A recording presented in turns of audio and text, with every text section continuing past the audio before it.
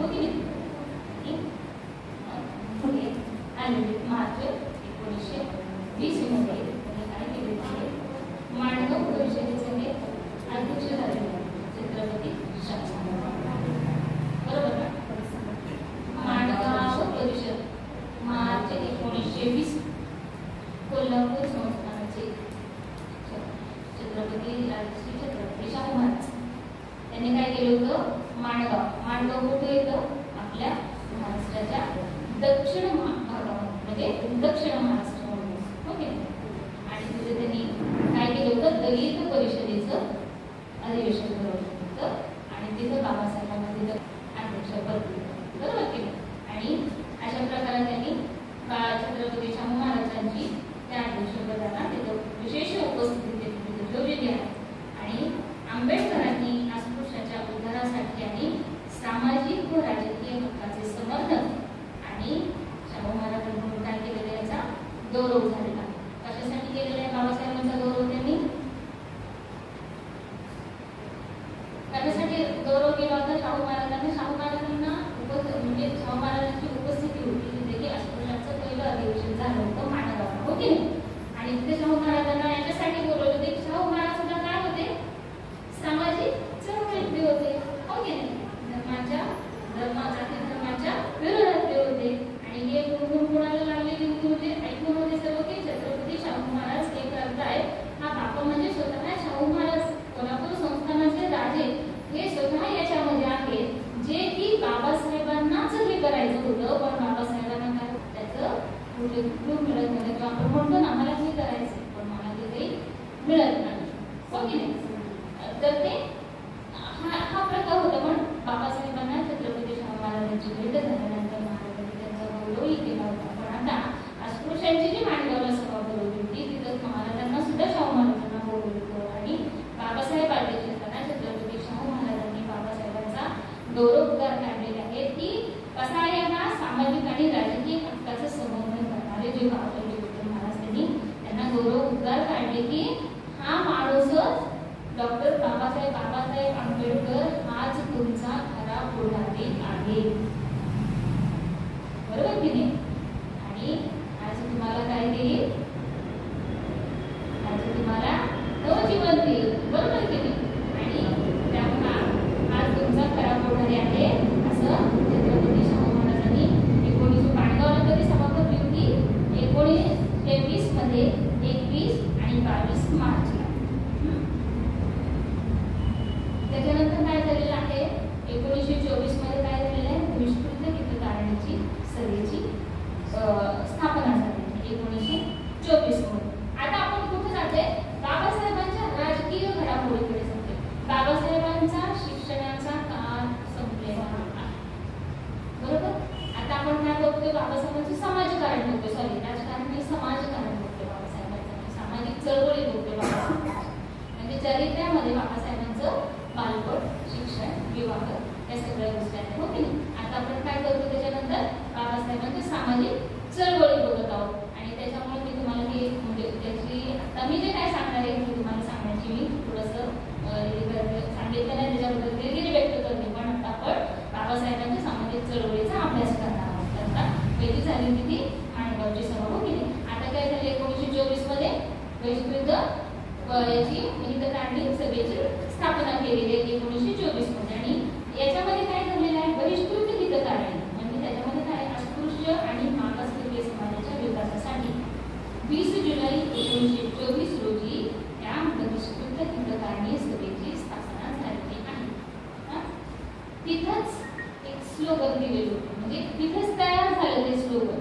आता बहिष्कृत हितकांडी सभा, बहिष्कृत म्हणजे काय, ते बहिष्कृत आहे. हो की नाही. त्यांना न्याय मिळवून द्यायचा आहे. मग कशातून न्याय मिळवून द्यायचा आहे त्यांना, आपल्याला त्यांना काय सांगायचं, कसं काय न्याय मिळवून देऊ शकणार आपल्याला, हमको न्याय दो असं म्हणणार आहेत का, वी आर जस्टिस असं म्हणणार आहोत का, पण नाही असं म्हणून मिळणार आहे का, नाही मिळणार. मग कसा मिळणार आहे, तर शिकून, संघटित होऊन, संघर्ष करून न्याय मिळणार आहे. आणि हे सिम्बॉल तिथे तयार झालं त्या बहिष्कृत हितकांडीच्या सभेमध्ये आणि म्हणजे स्थापनेमध्ये. आणि हे सिम्बॉल आजही आपण म्हणतोय बाबासाहेबांनी काय केले, शिका, संघटित व्हा आणि संघर्ष करा. हे सिम्बॉल तिथं आहे. ते घोषवाक्य आपल्याला ते स्वीकार केलेला आहे त्याच्यामध्ये. आणि सभेमार्फत अस्पृश्यांच्या कल्याणासाठी शाळा, वसतिगृह, ग्रंथालय याची पण सुरुवात केलेली आहे. म्हणजे इथं काय केली आहे की शाळा पण म्हणजे मुलांसाठीचं शिक्षण, आपल्या मुलांना जर तिथे शिकवू देत नाही तर त्याच्यासाठी आपण काय करायचे, स्वतःची वसतिगृह काढली, शाळा काढली की वसतिगृह, कारण विद्यार्थ्यांच्या काय होत नाही, सोयी होतात, गैरसोयी होतात, हो की नाही. त्याच्यामुळे काय केलेलं आहे, सभेमार्फत काय केलेलं आहे की अस्पृश्यांच्या कल्याणासाठी शाळा, वसतिगृह आणि ग्रंथालयाची सुद्धा सुरुवात केलेली आहे. सभेच्या मागणीमुळे मुंबई विधिमंडळावर सदस्य म्हणून अस्पृश्य समाजाच्या 2 प्रतिनिधींची नेमणूक केली. सभेची जी मागणी आहे तर त्याच्यामध्ये काय केलं, मुंबईचे जे विधिमंडळ आहे त्याच्यामध्ये आता तिथे विधिमंडळात कोणीतरी जावं लागेल नाही आपल्या ग्रुपवर, हो की नाही. तर त्याच्यामुळे याच्यामध्ये अस्पृश्य समाजाच्या 2 प्रतिनिधींचं काय केलं होतं, हे केलं होतं, काय म्हणतात, निवड केलेली होती. त्याच्यानंतर काय आहे, 74 सत्याग्रह केलेला बाबासाहेबांनी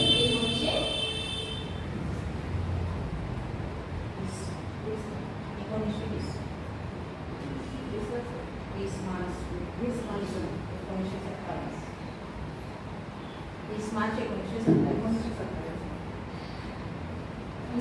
सत्याग्रह कधी आहे, बोला आता सगळ्यांनी, 20 मार्च 1927. म्हणा बरं सर्वांनी, 74 सत्याग्रह कधी जाताना मांडले तुम्ही, हो की नाही, जाताना कधी कुठे गेला, खास कुठे गेला, 14 करायला तिथे 14 करायला गेलो, खाली वाकलो, पाणी घेतलं, असं केलं, बाबासाहेबांना असं केलं, तिकडून आलो, घरी गेलो पाणी, हो की नाही. बाबासाहेबांचं स्टॅच्यू बघितलं का तिथं, बाबासाहेबांचा पुतळा बघितला का, कसं आहे सांगा बरं मला. बाबासाहेब कधी बसले दिसते तुम्हाला, तुमच्यासाठी आमच्यासाठी उभेच आहेत ना ते, सांगा की कसा पुतळा आहे तिथे बाबासाहेबांचा, पाण्याच्या मध्ये. पाण्याच्या मध्ये तर ते हे पण असतं की जंगल असतो, महादेव असते, सगळंच असतं, सांगा पटपट सांगा. तर तुम्ही मला बघू दे, तुम्हाला हे वाचायला लिहायला येत ठीक आहे, तुमचा इंटरेस्ट नाही, मग तुम्ही जाता ना, तुम्ही बघायला ट्रिपला जाताना काय बघता सांगा मला, पटकन सांगायचं, वेळ नाही घ्यायचं जास्त नाही हो. ते काय म्हणतात ते कल्पना चित्र नाही म्हणता येणार त्याला, काय ते पिक्चरच काढलेले त्यांचं ते, आणि नंतर ते हे बनवलेलं आहे. तसं बाबांचा स्टॅच्यू आहे 14 तळ्यामध्ये उभा. बर, पुढे पुस्तक हातात घेतलेलं, पुढे काय, आपण किती वेळा जातो पण आपल्याला सांगता येत नाही, आम्ही बघतच नाही, आम्ही बघत नाही. आमच्याकडे वार्ता वाचू नाही. बाबासाहेबांचा किती वार्ता आहे की महिलांनी बाबासाहेबांनी सांगितलेलं आहे की माझ्या महिलांनी कसं राहिलं पाहिजे, हे सोन्यावरती तुम्ही, अंगावरती तुम्ही चांदीचे वगैरे दागिने घालतात ना, ते अजिबात घालायचे नाही, ते माझं चांदीचे दागिने घालायचे होते. आज पण तुम्ही मराठवाडा, परभणी वगैरे या भागाकडे बघितलं तर आजही त्या बायकांच्या अंगावर काही चांदीचे दागिने दिसतात तुम्हाला, ओके. तर बाबासाहेबांनी सांगितलेले तुमच्या हातात बांगडी किती असली पाहिजे, तुमच्या गळावर व्यक्तीचं अंगवान असलं पाहिजे, एकच वस्त्र असलं तरी स्वच्छच राहतं. एवढा दाखवा बाबासाहेबांचे का, तर त्याच्यामुळे आपण गाव कुसाला राहायला पाहिजे, ओके नाही. मग सांगा बाबासाहेबांनी, मग तुम्ही एवढा वार्ता सुद्धा करू शकत नाही. तुम्हाला बाबासाहेबांनी एक कोट केलेला आणि संविधान घेतलेलं, एवढंच बाबासाहेब पाहिजे. महाराष्ट्र चौधन करायचं काय सांगा लवकर, मला पण तुम्हाला सांगायचंय. नेहमी असं एक फोटो असतो, नेहमीच नक्की तिथे पाहिलेला नाही आपण, मग किती वेळेस गेला पाहायला, पाहिलेलं ना, समजलं गेलं की हो म्हणा, बरं सगळं एक बसलं नाही गेलं तरी हो म्हणा, चला फोटो पाहिला आम्ही नाही सांगू शकत. गेला ना सर्वजण बघायला. बाबासाहेब महाडच्या 14 तळ्यावर बाबासाहेबांच्या हातामध्ये पुस्तक आहे, ओके नाही, आणि काय आहे दुसरं, त्याच्या हातात पुस्तक मोठी मनुस्मृती आहे, ठीक. दुसरा हात कसा आहे बाबांचा, पण तू तिथला काही नाही सांगत मी. अहो मॅडम, तिथे एक कोट नाहीच आहे, फक्त महाडचा एक 14 तळ्याचा स्टॅच्यू सोडला तर बाकी सगळीकडे बाबासाहेबांचं कोटच आहे. लक्षात. पण बाबासाहेबांना 14 तळ्याचा सत्याग्रह करायचा होता, त्यासाठी बाबासाहेबांनी कॉर्पोरेशन मध्ये लिहून दिलेलं होतं, ते नाही का, मागणी केलेली होती, आणि ती मागणी कुणी हे केलेली होती, मंजूर सीताराम केशव बोले, हो की नाही? आणि ते कोण जातीचे होते ते बोले? ब्राह्मणाचेच होते, हो की नाही? मग त्यांनी ते पारित केलेलं होतं त्यांचं ते, आणि ते पेपरचा रोल घेऊन बाबासाहेब तिकडे गेलेले आहेत चौदार आणि तो स्टॅच्यू बाबासाहेबांचा कसा आहे की एका हातात रोल आहे आणि एका हातात मनुस्मृती आहे. पुस्तक सगळ्यांनाच माहिती आहे, बारका वगैरे मी हे सांगते. आपण जेव्हा जातो तेव्हा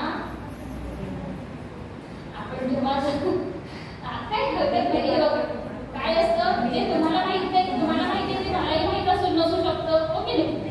हा, तर त्याच्यामुळं एवढं काही अगदी हे होण्याचं नाही. पण म्हणते की मी माझ्या स्थळांना मी जेव्हा भेटी द्यायला जाते तेव्हा तिथे तू पहा तिथून काय आहे काय नाही. प्रश्न पडले आपण तुम्ही आम्ही एकच आहोत का? बाबांना प्रश्न पडले ना, गौतम बुद्धांना प्रश्न पडले ना, हो की नाही? म्हणूनच गौतम बुद्धांना प्रश्न पडले, म्हणूनच काय झालं? भगवान गौतम बुद्धांना प्रश्न पडले म्हणून काय झालं? सत्याचा शोध लागला, जीवनाचा मार्ग कळाला, जीवनमुक्तीचा मार्ग कळाला, हो की नाही? आणि बाबासाहेबांना प्रश्न पडले म्हणून आपण माणसात आलो, बरोबर की नाही? मग आपल्याला का प्रश्न पडत नाही? आपल्याला इथेच प्रश्न पडतो, संध्याकाळी भाजीला काय करायचं, हो की नाही? आपलेच असतं.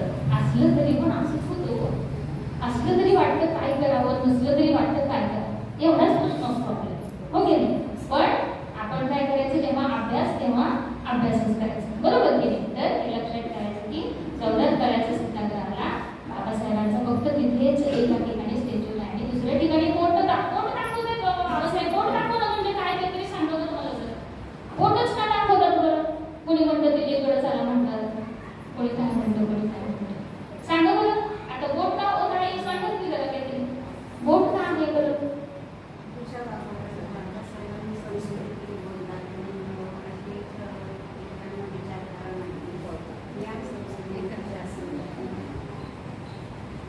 एवढं बोलले का बाबासाहेब?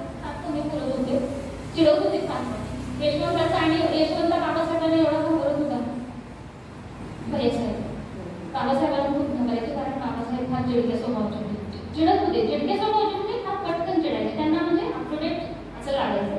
आणि यशवंत भरल्यापासून छोटा असल्यापासून आजारी असायचा ना, तर त्याच्यामुळे मग तो अभ्यासात वगैरे पण थोडासा दुःखाचा असतो. त्यामुळे बाबासाहेब त्याच्यावर नेहमी नाराज असायचे, रागवायचे त्याच्यावर.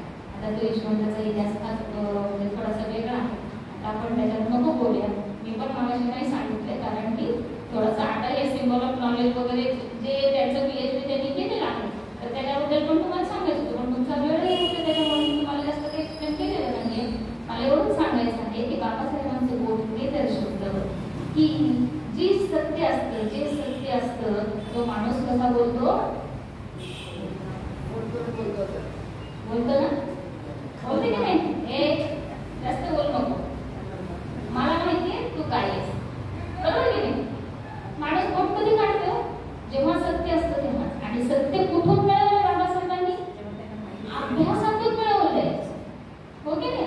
18 तास जागून अभ्यासातून मिळवलं. बरं, बाबासाहेब फक्त एकटं शिक्षणच बघत होते का बरं? नाही. केळुसकर देवगुरुजींनी दिलेल्या पुस्तकांचा अभ्यास भगवान बुद्ध काय आहे त्याचाही शोध आहे ना, भगवान बुद्धांचाही शोध आहे. उगाच का बाबासाहेबांनी प्रतिज्ञा केली 1935 ला? उगाच केली का? म्हणजे ज्याही धर्म याचाही अभ्यासच सुरू होता ना. जातीयतेचे जेव्हा चटके बसतात बाबासाहेबांना, तेव्हा त्यांना असं वाटतंय की मला कुठंतरी या धर्मातून बाजूला जायचंय, नको घे. कारण मी कसं आहे की मी काय म्हणतात, श्रीमान आहे, विद्वान आहे, आणि मी चारित्र्यहीन नाही, हो की नाही? मग एवढं असताना सुद्धा मी गाव पुसत आहे, तर मला याच्यातून मला बाहेर जायचं. तर मग हे बाहेर पडण्यासाठी मी काय धर्मांतर करायचं, मी मला कुठलं धर्मांतर करायचं, हो की नाही? हा जो प्रश्न त्यांना सतावत होता, छेदत होता, वेधत होता, तर त्याचं काय होतं की बाबासाहेब या धर्मांचा सुद्धा अभ्यास करत होते. म्हणजे फक्त शिक्षणापुरता अभ्यास करत नव्हते, हो की नाही? किंवा फक्त मला तुम्हाला समजून सांगायचं, महिने आज जो विषय तुमच्यासमोर घेऊन आले, मला त्याचा अभ्यास करावा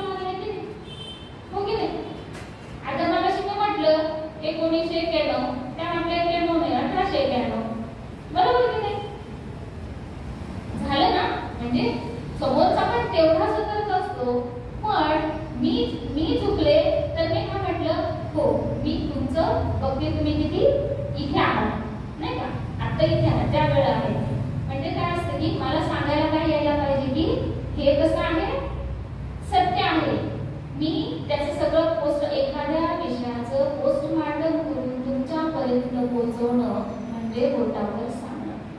लक्षात ठेवा. संसदेपर्यंत जाणं नव्हे. संसदेपर्यंत मध्येच ते घुसला होता ना संसदेत. बघितलं नाही का? त्या युपीचा नवीन संसदेत घुसला होता, बघितलं ना? संसदेत नाही करतात ना. हा मग असं आहे. बाबांचं बोट इथे दाखवतं, दिशा दर्शवत नाही, संसदेकडे जा म्हणत नाही, माझं ऐकाही म्हणत नाही, इकडे तिकडे काही म्हणत नाही. तर बाबा काय सांगतात की सत्याच्या वाटेने जा. बाबा म्हटले होते की मला जरी आणखी थोडंसं जरी आणखी आयुष्य मिळालं तर मी काय करेन, पंढरीचा पांडुरंग घे, त्याचं मंदिर नसून काय आहे, बुद्ध विहार आहे. हा इतिहास मी तुम्हाला दाखवते असं म्हणाले. ओके, म्हणजे कशा म्हणाले होते की बाबांचा तो अभ्यास चालू होता. बाबांचं ते म्हणजे ते हे करण्याचंही होतं, पण बाबांना त्यांच्या शरीराने साथ दिली होती. हो की नाही? तर तुम्हाला सांगा, 14 तळ्याचा सत्याग्रह जो आहे तो काय झालेला आहे, मुंबईच्या विधिमंडळात पारित झालेला आहे. त्या ठरावानुसार मुंबईच्या विधिमंडळात ते 2 जे व्यक्ती आपले निवड झालेली होती, हो की नाही, अस्पृश्याच्या मागण्यांच्या याच्यातून. तर कुठल्या याच्यात निवड झाली त्यांची? काय स्थापन केलं मग 1922 ला त्यांनी? काय सांगितलं मी? बहिष्कृत हितलाच. बरोबर आहे, लिहून घेतलं का? घेतलं मग वाचून तरी दाखवा मला, आता नका राहू. मग बहिष्कृत हितकांच्या सभेमध्ये 2 व्यक्तींची निवड झाली होती आणि त्यातून त्या 2 व्यक्तींनी तिथं तो विधिमंडळामध्ये तो अर्ज केलेला आहे महाराष्ट्र 14 तळ्याचा. आता 14 तळ्याचा सत्याग्रह मी सांगावं का तुम्हाला? ते माहिती आहे की जनावरांना सुद्धा नैसर्गिक पाणी काही नैसर्गिक असून सुद्धा त्याच्यावर कुणाचा हक्क असा एकट्याचा नसतो, एकट्या जातीचा नसतो, एकट्या माणसाचा नसतो. ती नैसर्गिक देणगी आहे. जिथं जनावर पाणी पितात, मुठी जनावर पाणी पितात, जिथं बाकी सर्व घाण होते त्या पाण्याची, पण या पाण्याला सुद्धा मी स्पर्श करू नये. यापेक्षा वाईट आहोत का मी? त्याच्याही पेक्षा वाईट आहोत का? 14 तळ्याचा सत्याग्रह करायचं हेच कारण होतं. कारण माझा कोकणातला माणूस पाण्यासाठी तडफडून गेलेला आहे. पण कोकणी ते पूर्ण ब्राह्मण होते आणि तो ब्राह्मण त्यांना सुद्धा पाहत असेल तरी पण त्यांना मदती केलेल्या नाही. म्हणून बाबासाहेबांना या गोष्टीचं एवढं होतं की इथं पाण्यासाठी बरं ही नदी ओढा नाले हे काही कुणाची जागीरी नाहीये. आणि त्याच्यासाठी त्यांनी तो 14 तळ्याचा सत्याग्रह केला. काळाला मंदिराचा सत्याग्रह सुद्धा याच्यासाठी केला की तुम्ही जाऊन मंदिरात पाया पडावा, याच्यासाठी नाही. मग कशासाठी केला? समानतेसाठी केला. बाबासाहेबांच्या सामाजिक चळवळीमध्ये या सर्व गोष्टी येतात. बाबासाहेबांनी आता दगडूशेठला वगैरे जातात बघा, सगळे जातात. आमच्या महिला सगळ्या अगोदर आघाडीवर असतात आणि त्या महिला मग जातात ना. तर मग त्यांना त्याचा अर्थ बाबासाहेबांनी नाशिकच्या काळाला मंदिराचं एवढं मोठं म्हणजे जवळजवळ 14 दिवस काही गोष्ट चालत होती. महिना 2 महिने ती 14 दिवस केली होते. आणि हा चालत असताना सुद्धा एवढ्या कष्टाने काळाला मंदिरात प्रवेश करून घेतलाच म्हणजे तिथं. आणि त्या लोकांनी आपल्याला बरंचसं त्याच्यातून हे केलं होतं की बाबासाहेबांना सांगितलं होतं की हो तुम्ही या उद्या आणि आपण तिथं मंदिर प्रवेश करू. आणि त्यांनी काय केलं, उद्या हे सगळे अस्पृश्य लोक मंदिरात येणार आहेत. अस्पृश्य लोक म्हणजे बाबासाहेब आणि त्यांचे साथी लोक येणार आहेत. तर त्याच्यामुळे त्यांनी अगोदर मागच्या बाजूने रथ बाहेर काढला होता. रात्रीच मागच्या बाजूने रथ बाहेर काढला होता.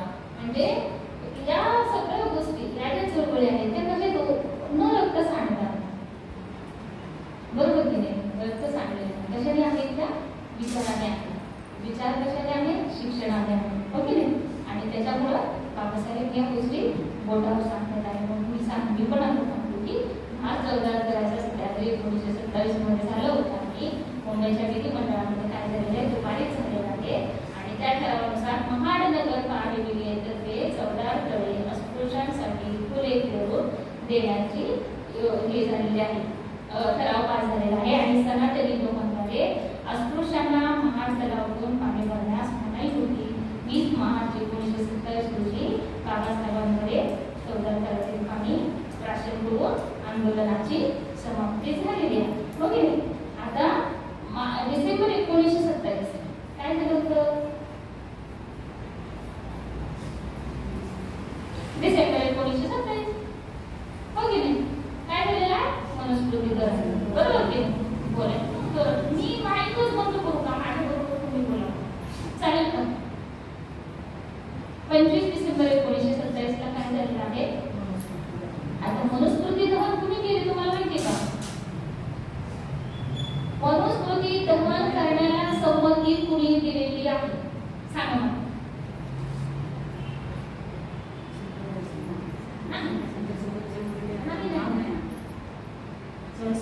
येस येस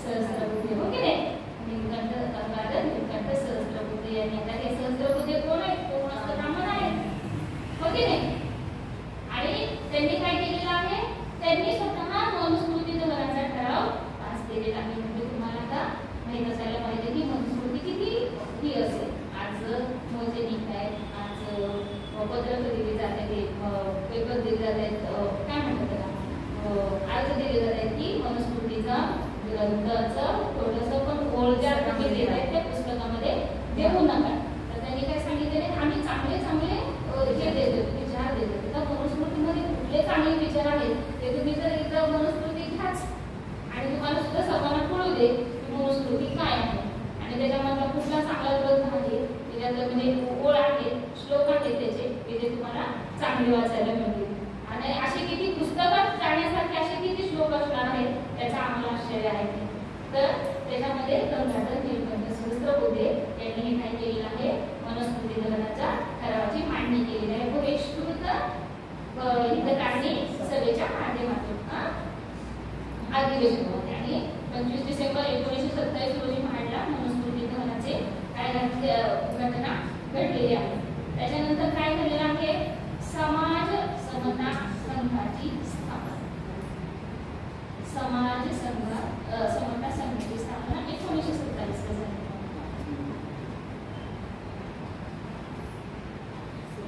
समाज समता संघाची स्थापना कधी झाली 1927 ला झालेली आहे 4 सप्टेंबर 1927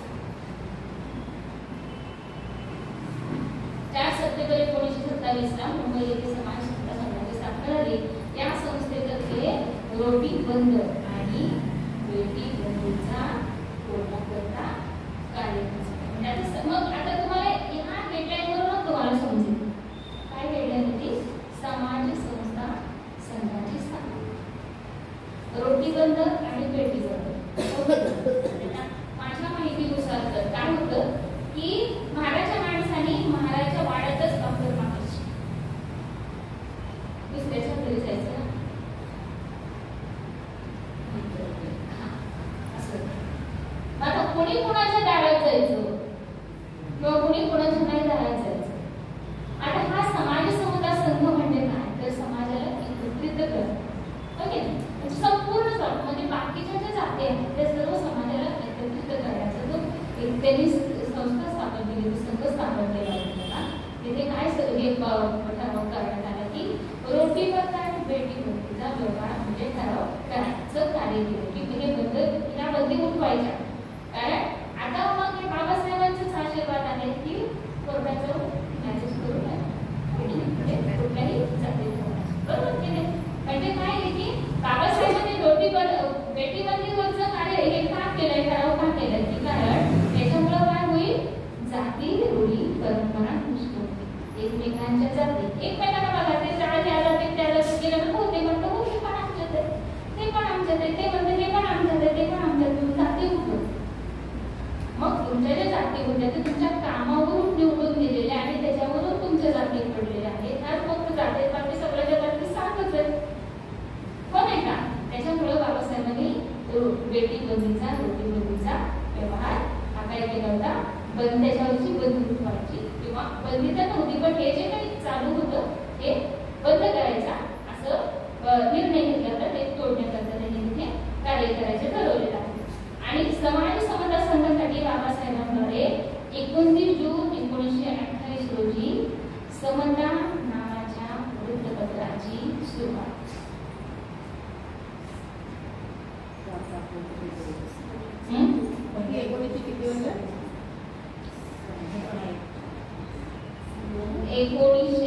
कोणतं पहिलं? 21 जानेवारी 1920 ला लोकनायक स्थापना. मी वृत्तपत्र सांगितलेलंच कोण तुम्हाला? नाही वृत्तपत्र नाही सरळ सांगितलं. वृत्तपत्र सांगितलंच नाही. आणि वृत्तपत्र म्हणजे तसं पाहायला गेलं तर आपल्याला माहीतच आहे. पहिलं वृत्तपत्र काय, किती वृत्तपत्र होते, कोण काढली कोणती, सध्या चालते कोणतं, माहिती आहे काही? आता नाव सांगा बरं. वृत्तपत्र काढले सर, पहिलं वृत्तपत्र काय, दुसरं काय, तिसरं काय, चौथं काय? पट सांगायचं, मुख्यासारखं बसायचं नाही.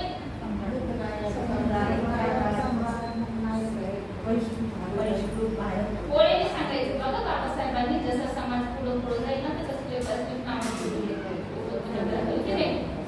समाज माझा मोगा होता तेव्हा मूकनायक होता, हो की नाही? तेव्हा काय होता? भारत बहिष्कृत होता. म्हणून काय झाला बरं? तो बहिष्कृत भारत झाला. नंतर काय झाला? समता आली, हो की नाही? म्हणून तो समता वृत्तपत्र काढलं. त्याच्यानंतर काय काढलं? जनता काढलं, हो की नाही? आणि त्याच्यानंतर काय काढलं?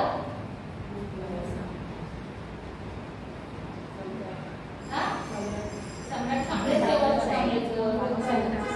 अशोक कांबळेचं सम्राट आहे. अशोक कांबळेच ना? येस सर, बबन कांबळेकर म्हणते, हो की नाही? त्यांचा शेवटचा पेपर आहे जो आहे की प्रबुद्ध भारत. लक्षात ठेवायचं. विचारलं तर मी कधी पण असं भेटले तर विचारे ना. प्रबुद्ध भारत. आता हे वृत्तपत्र जेव्हा बाबासाहेब वाचले तर तेव्हा त्यांना अनंत अडचणी आलेल्या. ते तुमचं हे प्रार्थना तो बंद पडतोय, हे करायचा, पैसे नसल्यामुळं शाहू महाराज त्यांना तिथं ते देत आहे की नाही, तुझ्या समाजासाठी तू हे कर. कारण बाबासाहेबांची पत्रकारिता हे जर तुम्ही वाचाल तर त्याच्यामध्ये ते तुम्हाला सर्व काही समजून. कारण मी आता जे आपण तर याच्या सोडून त्यावर बोलणार झाले तुमचं. समता नावाच्या 29 जून 1928 रोजी समता नावाच्या वृत्तपत्राची सुरुवात. काळाला म्हणजे सत्याग्रह कधी केलाय? 19 मार्च 1930 ला केलाय. 2 मार्च ला केलाय, बरोबर?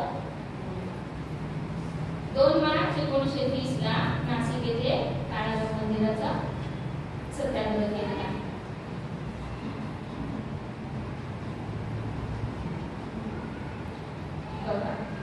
येथील काळाराम मंदिराचा जो सत्याग्रह आहे ते किती वर्ष चाललेला आहे? 5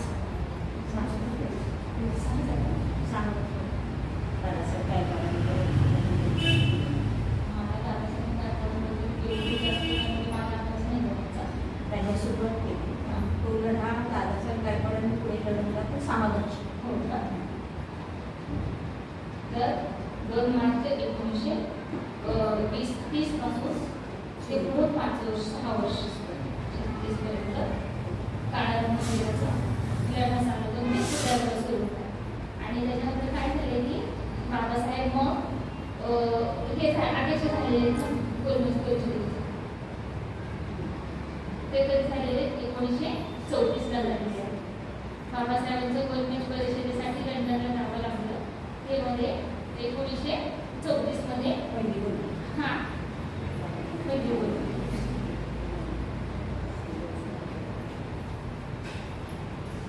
1930 ते 1932 या काळात काय झालेलं आहे? लंडन येथे भरलेल्या 3ही गोलमेज परिषदेला अस्पृश्याचे प्रतिनिधी म्हणून बाबासाहेबांनी प्रतिनिधित्व केलेलं आहे, हो की नाही?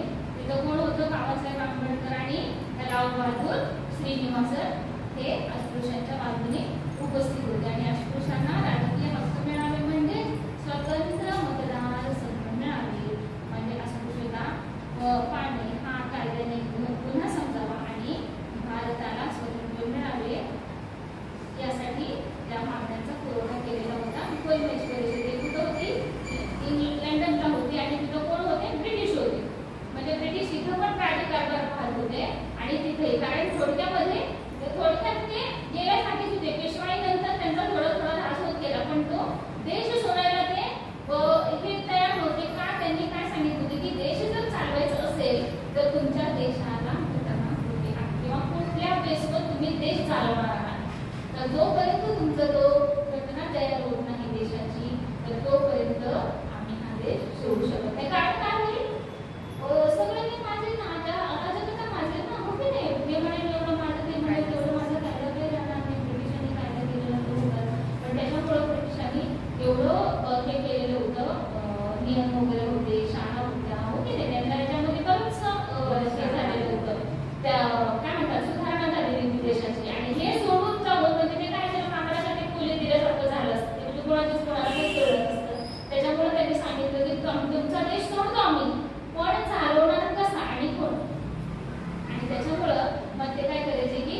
म्हणजे तिथूनच इकडं देशाकडे म्हणजे लक्ष द्यायचं असं त्यांचं हे होतं. आणि त्याच्यामुळे मग तिथं बाबासाहेबांच्या तिन्ही गोलमेज परिषदेमध्ये बाबासाहेबांनी काय सांगितले की देशाला स्वातंत्र्य मिळालं पाहिजे, अस्पृश्यांना अस्पृश्य म्हणणं हे गुन्हा आहे असा ठराव पाहिजे आणि अस्पृश्यांना स्वतंत्र मतदारसंघ मिळावा.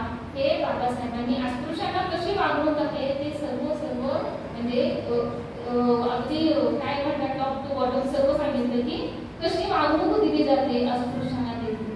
आणि त्याच्यामुळं अस्पृश्यांना तिथं कोणीही माणूस म्हणून जगू देत नाही. तर त्याच्यामुळे त्यांना स्वतःला म्हणजे आता ते कसे झालेले होते, सजग झालेले होते. बाबासाहेबांमुळे अस्पृश्य कसे झाले, सुधारले, थोडे शिकायला लागले, थोडे वाचायला लागले, थोडे माणसात आले, मिसळले, हुशार व्हायला लागले.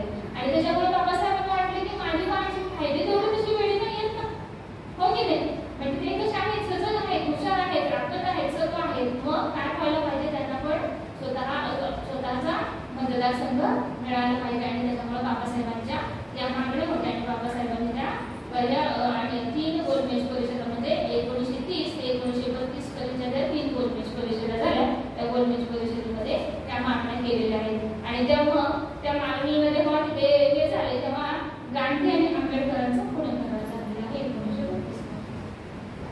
तेव्हा गांधी पण गेले त्यांनी पण अस्पृश्यांच्या बाजूने होते बाबासाहेब. अस्पृश्यांच्या मागण्यांचा लढा जो होता त्याच्यासाठी बाबासाहेब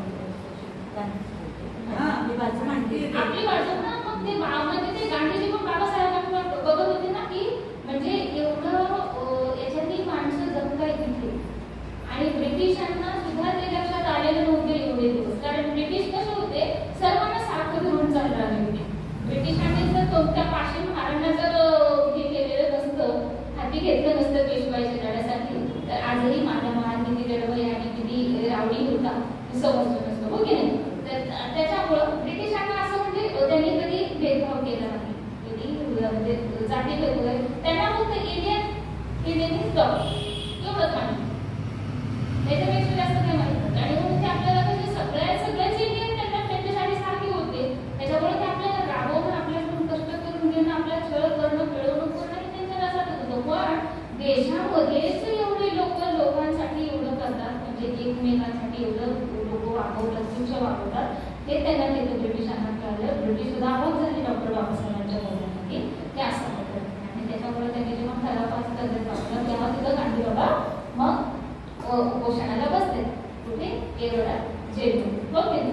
आणि परिषदेतील चर्चेनुसार काय झालेले, ब्रिटनचे पंतप्रधान रॅन्से मॅकडोनाल्ड द्वारे 1932 मध्ये जातीय निवाडा जाहीर केला झाला आणि अस्पृश्यांसाठी स्वतंत्र मतदारसंघाची तरतूद करण्यात आली होती. पण या विरोधात गांधीजीचे पुण्याच्या येरवड्यात उपोषणाला सुरुवात केली. कशासाठी गेली माहितीये का? का बरं अस्पृश्यांना मतदारसंघ नको मिळाला असं का वाटत होतं गांधीजीला? अरे बघा, आता ते तर लोक आपल्याला अस्पृश्य मानतच होते, हो गेले. मग आपल्याला शिवून पण घ्यायचं नव्हतं, आपल्याला भेटाळी होऊ द्यायचा नव्हता. मग ते म्हटले असतं तुम्ही तिकडं काही करा, हो गेले.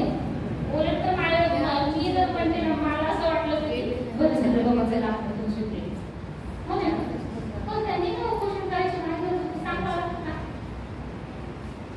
त्यांना वेगळं होऊ द्यायचं नव्हतं ना. ते म्हणायचे की त्यांचं वर्चस्व पाहिजे होतं त्यांना.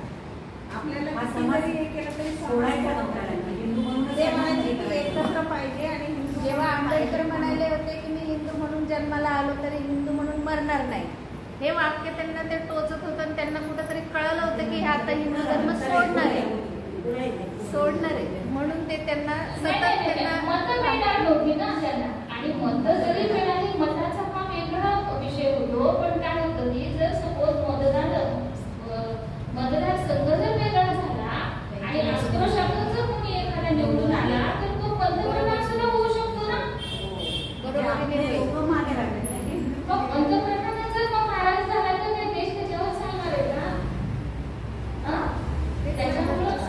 त्याच्यामुळे मग त्यांनी उपोषण करण्याचा हा भाग आहे की ह्यांचा जर स्वतंत्र मतदारसंघ मिळाला तर तो नेता निवड झाल्यानंतर तो पंतप्रधान सुद्धा होऊ शकतो, राष्ट्रपती सुद्धा होऊ शकते.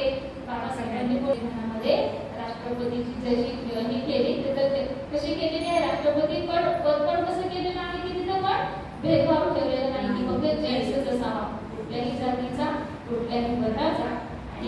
कुठल्याही पक्षाचा असेल तर तो राष्ट्रपती म्हणजे तिथं लेडीज सुद्धा होऊ शकते, हो की नाही? तर तिथं गावात म्हणजे गांधी बाबाला जर उपोषण करायची गरज का पडली तर केवळ आणि केवळ या भीतीपोटी पडली की महाराजा हा माणूस राष्ट्रपती होऊ शकतो किंवा पंतप्रधानही होऊ शकतो, बरोबर? आणि मग काय झालेलं आहे की हे चालू असताना बाबासाहेबांना कळतं की बाबा यांनी गांधीजींनी उपोषण केलेलं आहे आणि बाबा साहेब इथं भेटायला येतात आणि गांधीजीला म्हणतात की मिस्टर गांधी तुम्ही करता आहात ते बरोबर नाही. मग गांधीजीला बाबा समजून सांगतायत की माझा समाज असा आहे, माझा समाज या यातना या वेदना झेलतो आहे आणि तुम्ही इथं काय नको म्हणताय? बघा गांधी, मिस्टर गांधी, तुम्ही फार फार तर माझ्या समाजाची दाई होऊ शकता, मी त्यांची आई आहे, बरोबर? आणि तेव्हा गांधी म्हणतात की हो ते खरं आहे, पण तरीही मला असं वाटतं की हिंदू धर्मातून त्यांना तोडायला नको, कारण ते सगळे खरे जण आहे, हिंदूची लोक आहेत, म्हणजे कशी सर्वजण एकत्रित एकोप्याने नांदणारे, म्हणजे ते जरी ते समोर बोलत असतील तरी त्यांचा विचार काही वेगळा होत जातो. आणि मग काय झाले की ते मान्यच करायला तयार नाही. तेव्हा स्वतः बाबासाहेब म्हणतात की मी माझ्या याच्यावर जर ठाम राहिलो तर काय होईल?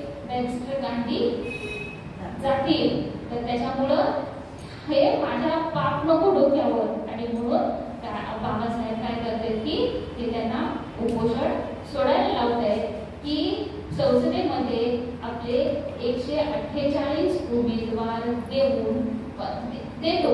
संसदेमध्ये विधानमंडळामध्ये आपण काय करणार आहोत? जे अस्पृश्य लोकांचे 148 उमेदवार देऊ करणार आहोत, स्वतंत्र मतदारसंघ नाही. आणि तेवढ्या याच्यावर बाबासाहेब याच्या जीवाचं काहीतरी बरं वाटतोय म्हणून बाबासाहेब म्हणतात ठीक आहे, कारण हे आप माझ्यावरील म्हणून त्यांना ज्यूस देऊन त्यांना ते उपोषण सोडायला लागले. आणि तो दिवस कोणता आहे? डॉक्टर बाबासाहेब आंबेडकर आणि यांच्यामध्ये गांधी यांच्यामध्ये 24 सप्टेंबर 1932 रोजी काय झालेलं होता? कोणी करार संपन्न झाला होता. म्हणजे तिथं बाबासाहेबांचं गांधी बाबाचं उपोषण सुटलेलं होतं. आणि त्यांनी काय सांगितलं होतं? मग अस्पृश्यांसाठी 148 जागा राखीव ठेवण्यात आल्या. याच्या राखीव जागा ज्या आहेत तर त्या 148 जागा असं त्यांनी तो ठराव पास झालेला होता. नंतर काय झालेलं होतं? 1935 मध्ये धर्मांतराची घोषणा केली बाबासाहेबांनी. 1935 मध्ये धर्मांतराची घोषणा केलेली आहे की हिंदू धर्मात सुद्धा मला हिंदू धर्मात मारायचं नाही. कारण का बरं? की मला तिथे सन्मानच मिळत नाही याची जाणीव बाबासाहेब मध्येच ते ठरवलं होतं. जसं की मगाशी तुम्हाला सांगितलं 13 ऑक्टोबर 1935 रोजी एवढ्या इथे त्यांनी अस्पृश्यांची परिषद, बाबासाहेब अस्पृश्यांच्या फार परिषदा घेत होते बरं. तुम्हाला माहिती आहे बाबासाहेबांच्या जर चळवळी हे पुस्तक वाचलं तुम्ही तर त्याच्यामध्ये तुम्हाला समजेल की सामाजिक चळवळी, तर त्याच्यामधून तुम्हाला समजेल की बाबासाहेब अस्पृश्यांसाठी फार सभा घेत होते, चळवळी लावत होते. पण ते कसं असतं की तुझं पोरगं कॉलेजला गेले, माझं कुठे गेले असं. म्हणजे बाबासाहेब सर्व जाती धर्मांना सर्व अस्पृश्यांसाठी घेत होते. बाबासाहेब कुठल्या एका खास जातीसाठी चळवळी घेत होते, सभा ठेवत होते. पण ते कसं होते की तुझं आहे ना मग तू तुझ्यासाठीच करणार, आम्ही कशाला, ते असं होतं. आणि त्याच्यामुळं काय होते की ते बाबासाहेब म्हणजे याच्यामधून म्हणजे पण त्याच्यामध्ये पण बाबासाहेबांना थोडंसं वाटायचं की मी यांच्यासाठी करतो, म्हणजे मी आज जोपर्यंत आहे तोपर्यंत यांना न्याय देऊ शकेल. माझे बाबा बघा की ते अंधविश्वासू म्हणाले की त्यांनी त्यांच्या जातीच्या म्हणजे त्यांनी महाराज लोकांवर विश्वास ठेवला. आजही त्यांना ते गद्दारच आहे, तेव्हाही त्यांना ते गद्दारच आहे. आज बोटावर पुसणार दोघे लोक बिहारात आहेत किंवा असतात, ओके. बाकीचे बाबासाहेबांनी चिडून बघा जी होती सभा जी होती संस्था स्थापन केली होती बाबासाहेबांनी सभा बहिष्कृत सभा ही गांधी तीच मोडकळीत काढली होती. बाबासाहेब नको म्हणते की तेच केलं. आणि त्याच्यानंतर त्यांनी काय केलं होतं? RBIची पक्षाची स्थापना केली होती. कारण इथं त्यांना म्हणजे पाहिजे तसं सपोर्ट मिळत नव्हता, मग त्यांनी स्वतंत्र हे काढलं त्यांनी स्थापन केली संघटना. असा 13 ऑक्टोबर 1935 रोजी येवला येथे झालेल्या अस्पृश्यांच्या परिषदेमध्ये धर्मांतराची घोषणा आणि तिथून घोषणा झाल्यानंतर पुढील 21 वर्ष विविध धर्माच्या तत्वाचा अभ्यास करून शेवटी त्यांनी काय केलेलं आहे, काय केलं, बौद्ध धर्माची दीक्षा घेतली. त्याच्यामध्ये परत काय झालेलं आहे, स्वतंत्र मजूर पक्षाची स्थापना केली आहे 1936. 30 ते 31 या 2 काळामध्ये त्यांचं जीवन फार वेगळं 30 ते 32 3 वर्षांमध्ये. कारण एवढ्या याच्यात जीवन गेलं असं म्हणायचं नाही. त्यांचं पिंडच तो आहे की जन्मापासून मरेपर्यंत तो धर्मदगीचाच आहे आणि विचारांचाच आहे, भल्याचाच आहे, दुसऱ्याच्या आयुष्य त्यांनी त्याच्यासाठीच वेचले ना. बघा तुमच्यासाठी आमच्यासाठी जर रात्र दिवस अभ्यास करत असते म्हणजे बाबासाहेबांना आता जर तुम्ही ऐकलं असं जर पाहिलं असेल कधी सिरियल वगैरे पण बघितले जर ते कधी वाचलं असेल बाबासाहेबांचं चरित्र वाचलं तर त्याच्यामध्ये सांगतात की बाबासाहेबांना रात्रीचा जेव्हा तो वॉचमन त्यांचा जो सेवेकरी जो आहे तर तो ताटी घेऊन येते की बाबा जेवण करा. त्याची हिंमत पण पाहिजे नाही की बाबा एकदा पुस्तकात लक्ष घालून बसल्यानंतर बाबांना बाबा साहेब हे करा म्हणायचे. पण तरी तो हाताने कधी घालून थांबलेला आहे. 2-2.5 तासानंतर बाबा जेव्हा त्याला पाहतायत तर त्याला म्हणतात अरे तू काहूनच, तर साहेब तुमच्यासमोर जेवण आणून ठेवलं. तरी पण बाबा थांब म्हणतात, फक्त 2 मिनिट थांब. आणि पहाटेचे 5 वाजता आणि बाबा परत म्हणजे तो पण तेव्हापर्यंत त्यांनी मान खाली घातलेले एका ठिकाणी बसून बाबा हल्लेले लगेच जाते आणि त्याला जेव्हा सकाळी 7 वाजता परत आणखी तरी त्याला म्हणतात तू इथे खाऊ का साहेब जेवण आणते. म्हणजे तो सुद्धा एवढा आग्रह होता की त्यांनी सुद्धा बाबाला सोडलेले नव्हते की दिले त्यानंतर खालूच मी माझं काम करते. बाबा आता खातील मग खातील आता खातील मग ते सकाळचे 7 वाजता तरी बाबा शिकवतात तसंच आहे. म्हणजे एका ठिकाणी म्हणजे स्वतःच्या जेवणाचं वेळ नाही, स्वतः जेवलं तर कुठं फिरणं फिरणं नाही, कुठं मुखवास खाऊन फिरायचं नाही, पावली करायचं नाही, असं काही नाही. त्यांना फक्त काय वेळ आणि तो वेळ मी इकडे तिकडं ठरवलं मी आणखी काय करू शकते आणखी काय करू शकते हा पछाड गेला माणूस आहे समाजासाठीच.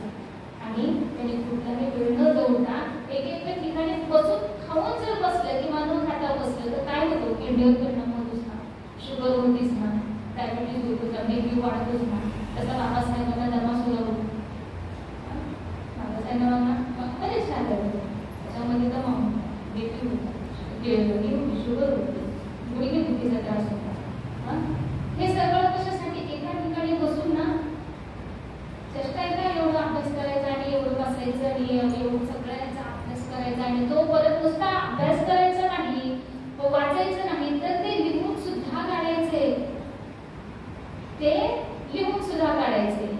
बघा आता बाबासाहेबांच्या जीवनामध्ये आलेल्या प्रत्येक गोष्टी म्हणजे एक थोडंसं उदाहरण म्हणून सांगते. बाबासाहेबांच्या याच्यामध्ये बाबासाहेब जेव्हा गावाला आलेले आहेत आणि तिथं एक म्हातारा माणूस बाबासाहेबांना भेटायला येते मुंबईला की साहेब मला माझा मुलगा घरातून हाकलून दिले माझ्या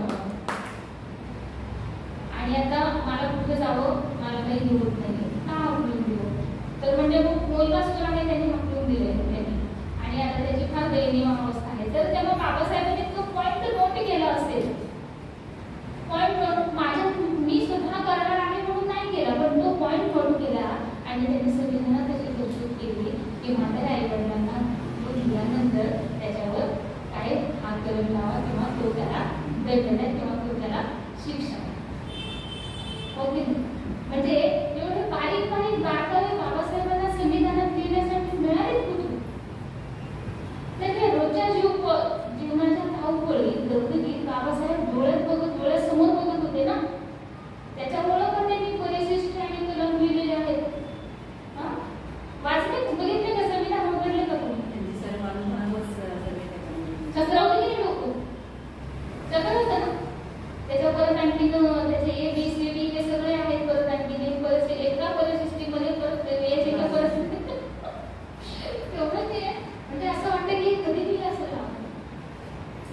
असं बाबा इतक्या बाबांनी त्या 2 वर्ष 18 दिवसामध्ये देशाचं संविधान पूर्ण केलंय. तेवढे कलम, एवढ्या परिशिष्ट, एवढे त्याच्यात पर्याय देऊन ऑप्शन त्याच्याकडे आहे. त्याच्यामध्ये त्याचा अभ्यास वेगळा, रमाई गेल्याचं दुःख वेगळं, स्वतःच्या आजाराकडे दुर्लक्ष, म्हणजे तरुणपणामध्ये स्वतःची मुलं गेले, समाजाचा अभ्यासाने पिछाडल्यामुळं मुलांचं गेलेलं दुःख नाही. रमाई गेली त्याच्यावर बाबा म्हणजे प्रचंड हे होऊन गेले, ते काय म्हणतात, चलून गेले होते. खूप आम्ही गेले रमाई गेल्यानंतर की आता माझी रमा काळजी घ्यायची ना, माझी रामा काळजी घ्यायची ना, तर ती गेल्यावर कोण घेणार असं होतं. आणि त्याच्यामुळं म्हणजे ते लावून गेलं होतं त्यांचं पण. आणि त्याच्यानंतर तर त्यांनी जेवणाकडं दुर्लक्षच केलेलं असं होतं. मग त्याच्यामुळं मी म्हणते की एवढं सगळ्या याचा विषयांचा अभ्यास करणं नाटक होती. आणि त्याच्यामुळं मग असं मला वाटतं की या बाबांच्या खरंच जगण्याच्या याला आपण न्याय देऊ शकतो का? माझ्या जीवनामध्ये बाबांनी केलेल्या जीवनाच्या संघर्षाला मी न्याय देऊ शकते का? होईल का माझ्याकडून? करू शकते का मी एवढं? मी काय करू शकते बाबासाठी? आणि मी जे करू शकते ते सुद्धा करू शकत नाही, कारण माझ्या दुसऱ्या काही प्रायोरिटीज आहेत. तर माझ्या जीवनाला काही अर्थ नाही, कारण मी हे जे घालते ते बाबांची भूमी आहे. रमाईचा त्याग आहे त्याच्यामध्ये. आज तुमच्यासमोर आहे तर मी कोणासाठी कोणामुळे आहे? बाबांनी जर हिंदू कंट्रोल नसतं दिलं, बाबांनी जर तुम्हाला सांगायला नीट राहा म्हणून सांगितलंच नसतं, बाबांनी संविधान दिलं असतं तर आम्ही आणखी काय होतो? काहीच नाही ना, हो की नाही? मग त्यांच्या या सकाळी उठलं तर पहिल्यांदा बाबांचं नाव घेऊनच आपण काय करावं? वेद म्हणते की पहिल्यांदा बाबांचं नाव घेऊन द्या. तर ते म्हणजे फक्त नाव कोणता देऊन जमणार आहे का? दिवसही तसा घालवा, हो की नाही? फावल्या वेळामध्ये एखाद्या पुस्तक वाचा. अहो तुमच्याकडे आहेत ना, मोबाईल आहेत, युट्यूब आहेत, ते आहेत ना, त्याच्यावर किती काय बघता येईल. स्टॉल तुम्ही सगळ्या स्टॉल मला ते वाटतं आठवण पण काढतो तुम्हाला मोबाईल, तुमची नावं लिहून घेते, तुमची नावं लिहून घेते, मी शोधून काढते. नाही का तुम्ही दिसल्या मला तुमच्या सगळ्या वर्ष इंस्टावर नाही, व्हॉट्सअपवर नाही, फेसबुकला अपडेट आहे. इंटरनॅशनल फेसबुकला सुद्धा आपले ग्रुप आहेत. हो, फेसबुकला सुद्धा फेसबुकला सुद्धा म्हणते कारण किती सुंदर छान उपदेश करतात. त्याच्यामध्ये सुद्धा आपले छान उपदेश करून घेऊ शकतो. त्याच्यामध्ये सुद्धा आपण एकमेकांच्या विचारांचे देवाणघेवाण करू शकतो. मला हे माहिती नाही कोणत्या पुस्तकात मिळेल बरं, हे सुद्धा आपण एकमेकांना विचारू शकतो. कमीपणा कुठल्या गोष्टीचा, म्हणजे या मीडियाच्या दुनियेमध्ये सगळं तुमच्या हातात असताना सुद्धा तुम्ही जर तुमच्या आयुष्याला प्रायोरिटी देत असाल की तुमच्या वेगळ्या वळणाने तुमचं आयुष्य करायचं, तर याच्यासारखा मूर्ख माणूस कोणी नसावा बाबासाहेबांचा. तो जातीचा म्हणावा याची तरी काही मला म्हणतात याचं तरी त्याला काही सुद्धा म्हणून घेण्याची त्याची लायकी नसेल. मला तरी असं वाटतं की या मीडियाच्या दुनियामध्ये अगोदर ठीक आहे बाबा पेपर होता, पैसे नव्हते, विकत नव्हते, अगोदर एक पेपर 7 जणांच्या घरी फिरत होता. एक पेपर 7 जणांच्या घरी फिरायचं. एका महिन्याने मग दुसऱ्याच्या मित्राला सांगायचे ह्या महिन्यात तू लावलं पेपर. आता आम्ही अशी लायब्ररी असायची जुन्या लोकांची. आणि आज हातात असताना आपलं पुस्तक स्क्रोल स्क्रोल स्क्रोल बस, याच्यापेक्षा काही नाही. आम्हाला पाहिजे तो विषय ऐकण्यासाठी सुद्धा मिळतं, वाचण्यासाठीच असं नाही, ऐकण्यासाठी सुद्धा मिळतं त्याच्यामध्ये, हो की नाही? त्याच्यामुळं तुम्ही ते ऐकत सुद्धा, तुम्ही ते वाचत सुद्धा आणि त्याचा तो संघर्ष सुद्धा डोळ्यासमोर. स्वतंत्र मजूर पक्षाची स्थापना केली गेली आहे. काँग्रेस पक्षाला पूर्ण लोकशाहीच्या मूल्यावर आधारित स्वतंत्र पक्ष स्थापना करण्याचा निर्णय बाबासाहेबांनी घेतलेला आहे 1936 मध्ये. अस्पृश्य वर्गाची स्वतंत्र राजकीय ओळख प्रस्थापित करण्यासाठी 1936 मध्ये स्वतंत्र मजूर पक्षाची स्थापना केलेली आहे. 17 फेब्रुवारी 1937 मध्ये मुंबई इलाख्याच्या प्रांतिक विधानसभा निवडणुकीत या पक्षाचे 17 पैकी 15 उमेदवार विजयी झाले होते. अस्पृश्य वर्गाची स्वतंत्र राजकीय ओळख प्रस्थापित करण्यासाठी मजूर पक्षाची स्थापना बाबासाहेबांनी केली होती. त्याच्यामध्ये काय केलेलं होतं, उमेदवार निवडणुकीला उभे करायला ठेवले होते रिंगणात. त्याच्यामध्ये बाबासाहेबांचे 17 पैकी 15 उमेदवार विजयी झालेले आहेत. त्याच्यानंतर शेड्यूल्ड कास्ट फेडरेशनची स्थापना आहे 1942 ला. आपल्या राजकीय पक्षाला राष्ट्रीय स्वरूप देण्यासाठी व सर्व अनुसूचित जातींना या पक्षाच्या झेंड्याखाली आणण्यासाठी 1942 मध्ये अखिल भारतीय अनुसूचित जाती महासंघाची स्थापना केली होती. ही एक सामाजिक आणि राजकीय संघटना म्हणून घोषित केलं होतं. दलित शोषित समाजाच्या हक्कांच्या मोहिमा राबवणे हा त्याचा उद्देश होता. त्याचा कशाचा, अखिल भारतीय अनुसूचित जाती महासंघाची स्थापना म्हणजेच काय, शेड्यूल्ड कास्ट फेडरेशनची स्थापना. पण शेड्यूल्ड कास्ट मध्ये बाबासाहेबांनी काय केलं की ह्या सर्व जाती एकत्र येतील असं बाबांचा म्हणजे एक हे होतं, विचार होता की सर्व जाती एकत्र येतील नाही का. पण मी सांगतो म्हटल्यानंतर येतील सर्वजण की इथं म्हणजे आहे की काय होणार होते, कोणते हक्क मिळणार होते त्यांना की दलित शोषित समाजाच्या हक्काच्या मोहिमा याच्यामध्ये राबवण्याचा हे केलेलं होतं. त्यांनी सांगितलं होतं की आपण दलितांमध्ये धान्य वगैरे ते तुम्हाला माहित असेल की ते घोड्यावरून चालत होते बाबासाहेबांच्या समोर. म्हणजे बाबासाहेबांच्या याच्यात एक घटना घडली होती तेव्हामध्ये की असा खालच्या जातीचा मुलगा घोड्यात बसून त्या कुठला देव असतो त्या देवाकडे निघाला. मग बाकीच्या माणसांनी बाकीच्या जातीच्या लोकांनी त्याला खूप मारलं. त्याच्यामध्ये त्याचा मृत्यूही झाला त्या मुलाचा. मग बाबासाहेबांना जेव्हा हे कळतं की असं काय झाले म्हटल्यानंतर मग तेव्हा त्यांना समजते की हा अस्पृश्य आहे आणि त्याला घोड्यावर बसायची परवानगी नाही आणि तो घुसघुस कसा शोधतो. मग असे थोडक्यासाठी जर अन्याय होत असतील, अत्याचार होत असतील तर त्याच्यामुळे बाबासाहेबांनी शेड्यूल्ड कास्ट कास्टची काय केली होती, शेड्यूल्ड कास्ट फेडरेशनची स्थापना केली होती. आणि त्याच्यामध्ये त्यांनी काय सांगितलं होतं की आता शोषित समाजाला आपण काय करणार आहोत, हक्काच्या मोहिमा राबवणे हा याचा उद्देश होता. पण तुम्हाला सांगितलं तसं मगाशी की ते काही सक्सेस झाले नाही. कारण बाबासाहेबांनी जे एका झेंड्याखाली सर्व जाती येतील म्हटलं होतं त्या जाती काही एका झेंड्याखाली आलेल्या नाही. स्वतंत्रपूर्व भारताचे कामगार मंत्री म्हणून स्वतंत्र पूर्व भारताचे कामगार मंत्री म्हणून 1942 ते 1946 हा कार्यकाळ त्यांचा. स्वतंत्र पूर्व आधीच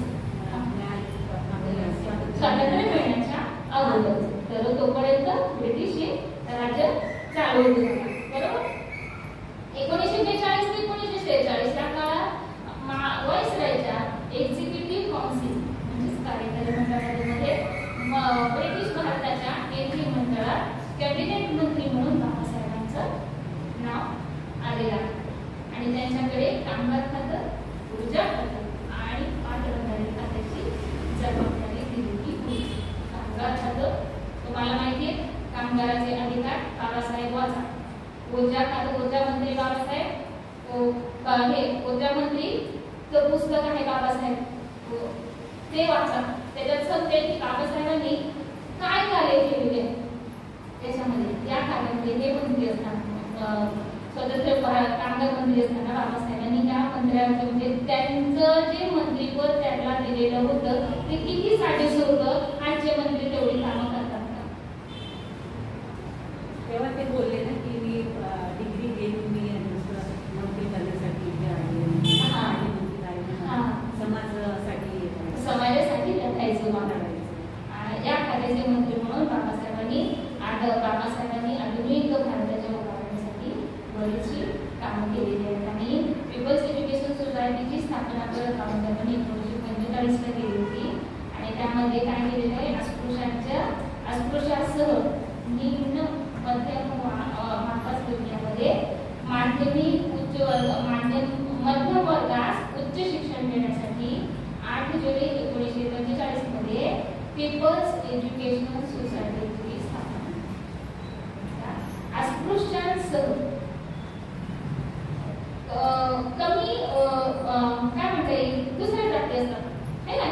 म्हणजे एक अस्पृश्य म्हणजे कोण असतात, महाराणी, बरोबर की त्या 2 जाती. त्याच्यानंतर परत 18 जाती म्हणजे ते तेली असतो, साळी असतो, कोळी असतो, माळू असतो, पोष्टी असतो, हो की नाही? म्हणजे ते कसे झाले निम्न मागासवर्गीय झाले, तर त्यांना सुद्धा एकच म्हणजे शिक्षणाची त्यांनी शिक्षण मिळावं यासाठी त्यांनी काय केलेलं आहे, पीपल्स एज्युकेशन सोसायटीची स्थापना केलेली आहे. आणि या संस्थेच्या वतीने 1946 मध्ये मुंबईला काय केलेलं आहे, सिद्धार्थ महाविद्यालयाची स्थापना केलेली आहे. तर 50 मध्ये औरंगाबाद येथे महाविद्यालयाची त्यांनी स्थापना केलेली होती. आणि या शाखेचा जो देशभरात जो 30 काय आहे शाखा आहे पीपल्स एज्युकेशनच्या, जास्त शाळा आहे त्याच्यात. त्याच्यानंतर काय की संविधान सभेचे सदस्य आणि मसुदा समितीचे अध्यक्ष आहेत. अध्यक्ष त्यांचं एक आहे 1946 ते 50. 1946 मध्ये बंगाल प्रांताच्या मतदारसंघातून संविधान सभेवर ते निवडून गेलेले. 29 ऑगस्ट 1947 रोजी डॉक्टर आंबेडकरांची घटना मसुदा समितीच्या अध्यक्षपदी नियुक्ती झाली. डॉक्टर आंबेडकर आणि त्यांच्या 60 सदस्यीय मसुदा समितीकडे घटनेचा मसुदा तयार करण्याची महत्त्वपूर्ण जबाबदारी आहे. कधी होती बरं ही? 1946 ते 1950. तुम्ही सांगितलं होतं की मसुदा समितीचा घटना तयार करायला अर्थातच ब्रिटिशांनी सांगितलेले आहे. तर मला सांगते सरदार वल्लभभाई पटेल त्यांनी घटना केली. तर ती जेव्हा त्यांनी ब्रिटिशांना दाखवली तेव्हा ती ब्रिटिशांनी काढून टाकली. गांधीजींनी तर फक्त 2च दिवसानंतर आलेली होती आणि देश चालवण्याची घटना गांधीजींनी 2 दिवसात केलेली होती. ती सुद्धा ब्रिटिशांनी काढून टाकली होती. आणि त्याच्यानंतर नेहरूला प्रश्न पडलेला होता की आता घटना कोण लिहिणार. तेव्हा नेहरूच्याच गांधी बाबांनीच नेहरूंना सांगितलेलं आहे की हा हुशार विद्यार्थी आहे, याच्याशिवाय दुसरी कोणीही देशाची घटना घेऊ शकणार नाही. आणि त्यामुळं तुम्ही आंबेडकरालाच का विचारत नाही, तुम्ही लिहितोयस का म्हणून. आणि तेव्हा सुद्धा नेहरू यांच्याकडे गांधी बाबासाहेबांना बोलतात की डॉक्टर आंबेडकर तुम्ही याच्यामध्ये तुम्हाला घटना लिहिण्यासाठी तुम्ही आमच्याकडून तुम्हाला हे करतोय नाही का, की तुम्ही याच्यामध्ये मसुदा समितीवर तुम्ही या. आणि त्याच्यानंतर मग बाबासाहेबांनी काय केले, मसुदा समितीचे अध्यक्ष झालेले आहेत. डॉक्टर बाबासाहेब आंबेडकरांच्या अध्यक्षतेखाली मसुदा समितीने 2 वर्ष 11 महिने 18 दिवसांच्या आर्थिक परिश्रमानंतर 26 नोव्हेंबर 1949 रोजी घटनेचा अंतिम मसुदा संविधान सभेचे अध्यक्ष आहे डॉक्टर राजेंद्र प्रसादकडे सादर केलेला आहे, सुपूर्द केलेला आहे. आता या 26 नोव्हेंबरला आता सध्या आपण काय म्हणतोय, संविधान डे म्हणतो, ओके बरोबर ना, संविधान दिवस म्हणतो आहे. आता 26 नोव्हेंबर 1949 रोजी घटनेचा अंतिम मसुदा तयार झाला होता आणि सभेचे अध्यक्ष कोण होते, डॉक्टर राजेंद्र प्रसाद यांच्याकडे त्यांनी तो सुपूर्द केलेला आहे, सादर केलेला आहे. 26 जानेवारी आता याची अंमलबजावणी कधी सुरू झालेली होती, 26 जानेवारी 1950 रोजी या घटनेचा प्रत्यक्षात म्हणजे अंमलबजावणी सुरू झाली. आणि भारतीय राज्यघटनेचे शिल्पकार म्हणून डॉक्टर बाबासाहेब आंबेडकरांची ओळख झाली. तर भारताचे केंद्रीय कायदा व न्यायमंत्री त्याचा कालावधी 1947 ते 1951. स्वातंत्र्योत्तर काळात नेहरूंच्या मंत्रिमंडळात भारताचे पहिले कायदेमंत्री म्हणून शपथ घेणारे आणि सप्टेंबर 1947 ते ऑक्टोबर 1951 पर्यंत या पदावर कार्यरत होते. मसुदा समितीचे अध्यक्ष व कायदा मंत्री अशी दुहेरी जबाबदारी बाबासाहेबांकडे दिली होती. आणि यामध्येच न्यायमंत्री म्हणून त्यांनी काय केलेलं होतं, हिंदू कोड बिलाची स्थापना केली. हिंदू कोड बिल किंवा अंमलात हे संसदेत सादर केलं होतं. परंतु तुम्हाला सर्वांना इतिहास माहिती आहे हिंदू कोड बिलाचं, त्याला वेळ घेत नाही आणि म्हणून मी आता बरोबर पडत. हिंदू कोड बिल संसदेत नाकारल्यामुळे काय झालेलं आहे, आपल्या कायदेमंत्री पदाचा बाबासाहेबांनी राजीनामा दिला. बाबासाहेब काय म्हणाले होते की हा माझ्या झाशीच्या राणीच्या देशातल्या आणि त्या गोपाळ होळकरच्या देशातल्या या माझ्या स्त्रिया आहेत. आज नव्हते ते समंजस होतीलच, पण हा समाज त्यांना पुढे येऊ देणार नाही. आणि म्हणून त्यांनी हे हिंदू कोड बिल हे केलं होतं, हिंदू कोड बिल लिहिलं होतं महिलांसाठी खास. आणि 1952 मध्ये काय केले, तर राज्यसभा सदस्य झाले. तर बाबासाहेब इकडे काय झालेले, निवडणूक हरलेले होते. मगाशी विधानसभेवर त्यांच्या किती जागा आल्या होत्या, 17 पैकी 15 जागा आलेल्या होत्या बरोबर. त्याच्यानंतर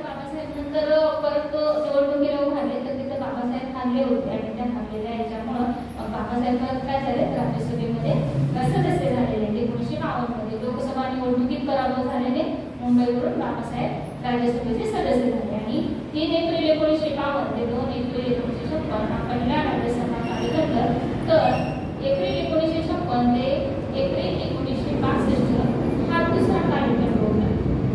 राज्यसभेचा किती कालखंड होता? एक कालखंड होता की 1952 ते 1956 आणि दुसरा कालखंड होता 1956 ते 1960 पर्यंत. पण दुसऱ्या कालखंडात बाबासाहेब नव्हते आणि दुसरा राज्यसभा सदस्य होत्या काळात बाबासाहेबांचे महापरिनिर्वाण झाले होते. त्याच्यानंतर रिपब्लिकन पार्टी ऑफ इंडियाची स्थापना मी तुम्हाला मागे सांगितलं. जसं की 1956 मध्ये शेड्युल्ड कास्ट फेडरेशन हा पक्ष बरखास्त करून कशासाठी बरखास्त केला म्हटलं मी मला तुम्हाला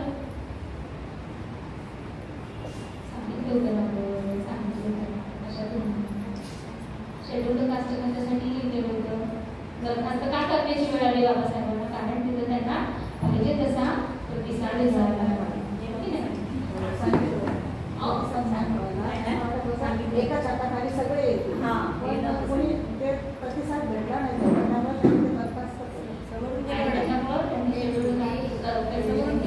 बरखास्त केलं आणि बाबासाहेबांनी RBIची घोषणा केली व स्थापना केली. RBIची पक्षाची स्थापनेची घोषणा केली.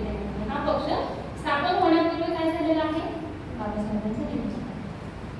RBIचं म्हणजे पक्षाची स्थापना करण्याचं त्यांनी केले, पण तिथे त्यांचं बाबासाहेबांचं निधन झाले आणि त्याच्यानंतर मग निधन झाल्यानंतर हा पक्ष स्थापन करण्यात आला. तेव्हा त्याचे अध्यक्ष कोण होते? 3 ऑक्टोबर 1957 रोजी RBIची स्थापना झाली. त्याचे अध्यक्ष एन शिवराजन हे त्याचे अध्यक्ष होते आणि त्यानंतर बौद्ध धर्मात धर्मांतर ऑक्टोबर 1956 बरोबर. बौद्ध धर्मात धर्मांतर झालेलं आहे. 1956 मध्ये काय झालेलं आहे? एवढ्या एक धर्मांतराची घोषणा केली. 1935 ला मध्ये धर्मांतराची घोषणा केली. 1956 मध्ये अंमलबजावणी झाली आणि त्याच्यानंतर 14 ऑक्टोबर 1956 रोजी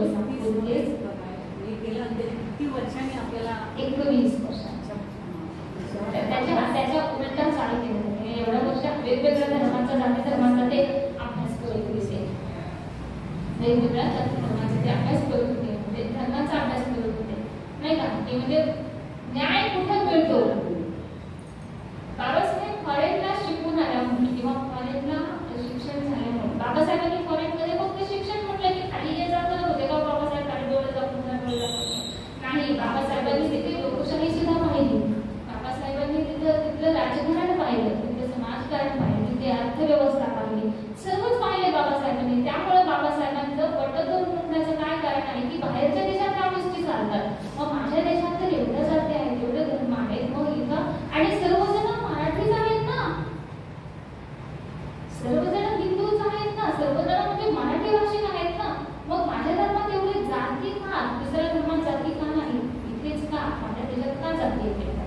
आणि त्याच्यासाठी म्हणजे इथं महिला सक्षम आहेत, तिथं महिला जाऊ शकतात, हवे ते कपडे घालू शकतात, हवे तसं फिरू शकतात, हवे तेवढे नोकरी करू शकतात, हो की नाही? हवं तसं होऊ शकतात, नोकऱ्या करू शकतात, केस करू शकतात. मग इथं एवढ्या अगदी डोक्याच्या नखापासून डोक्याच्या केसापासून पायाच्या नखापर्यंत एवढ्या त्यांना रिस्ट्रिक्शन्स का आहेत? त्याच्यासाठी आहेत आणि त्याच्यासाठी ते हिंदू कोड केलं होतं.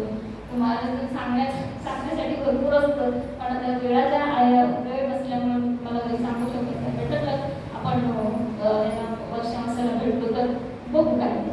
आणि तर त्याच्यामुळं मग बाबासाहेबांनी हे पाहिलेलं होतं दुसऱ्या देशामध्ये काय पाहिलं की तिथली लोकशाही पाहिलं, राजकारण पाहिलं, अर्थकारण पाहिलं, समाजकारण पाहिलं, हो की नाही? तर त्याच्यामुळे बाबासाहेबांना वाटायचं की इथं जातीयता नाही, भारत देशामध्ये एवढ्या जाती का? आणि मग प्रत्येक जात वेगळी आहे, 4 वर्ण आहेत आणि त्याच्यानंतर अतिशूद्रच आहे. तो अतिशूद्र म्हणजे कोण आहे? आम्ही आहे. आणि त्याच्यामुळे मग मला इथं या जातीमध्ये राहायचं हा त्यांचा अर्थ होता. त्याच्यामुळे त्यांचा तो अभ्यास आज त्यांचा म्हणजे 1956 पर्यंत तो चालू होता आणि शेवटी त्यांनी काय केलेलं आहे की 14 ऑक्टोबर 1956 त्यांनी ते धर्मांतराचं हे केलेलं आहे. महास्तवीर चंद्रमणी, हो ना? बरोबर का? बरोबर का? तेवढं तरी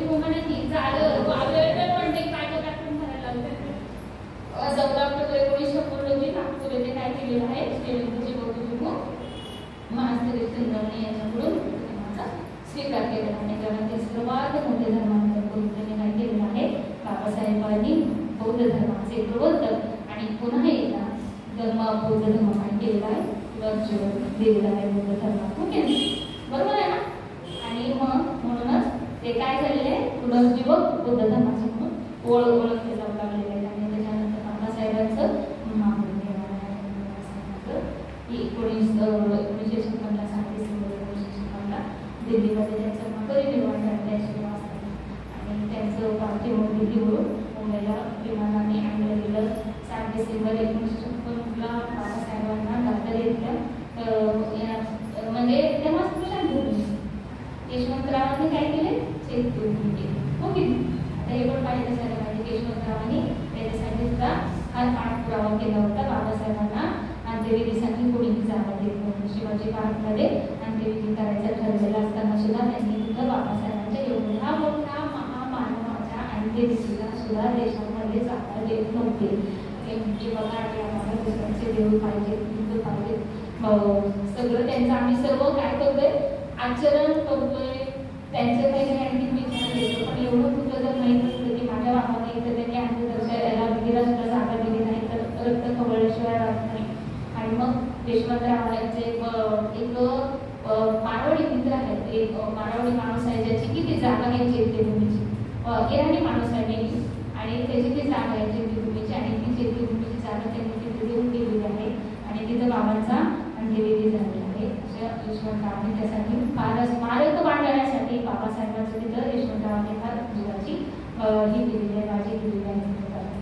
आणि त्यानंतर दाखवत चैत्यभूमी म्हणतो की जे मुंबईमध्ये राहतात आहे. आणि चौकाटीवरील स्मशानभूमीत लाखोंच्या लाखो मेळ्यांच्या उपस्थितीत बाबांचं अंत्यविधी झालेलं आहे. 5 जून 1952 रोजी कोलंबिया विद्यापीठातून LL.D. ही डॉक्टरेट पदवी प्रदान आहे. 12 जानेवारी 1953 रोजी हैदराबादच्या उस्मानिया विद्यापीठाकडून DLD ही मानद पदवी प्रदान आहे. 14 एप्रिल 1990 रोजी काय झालं सांगा, नंतर वाचून दाखव.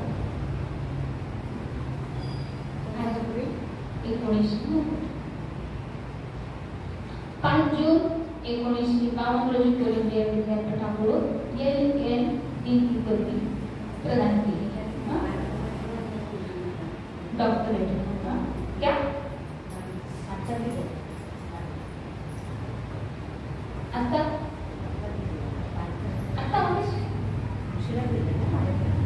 कधी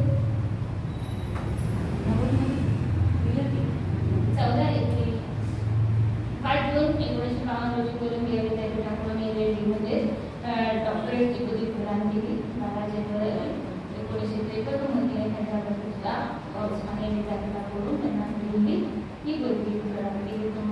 आणि 14 एप्रिल 1990 भारत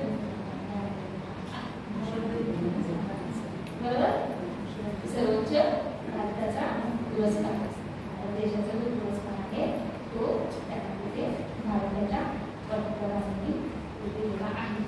आणि अशा या एक प्रश्न विचार, रिझर्व्ह बँकेची स्थापना ते हयात असताना झाली का नंतर झाली?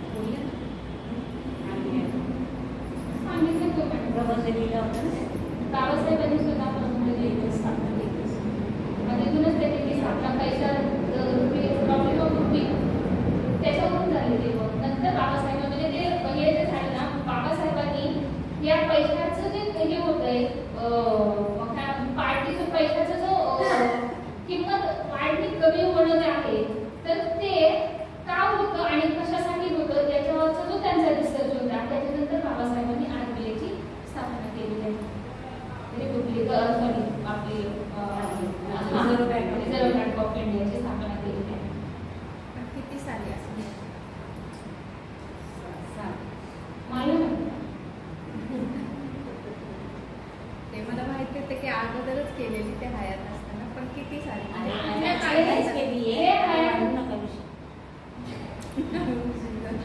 ते